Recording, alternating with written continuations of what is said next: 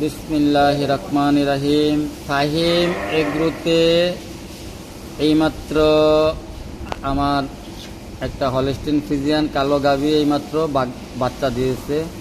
মাশাআল্লাহ, আলহামদুলিল্লাহ, বাচ্চা সুস্থ সবল আছে না, সুস্থ সবল আছে। আর এখন এই যে শাল দুধ টানতেছি, তাই না বাচ্চারা খাওয়াবো। বাচ্চাটা সার বাচ্চা হয়েছে।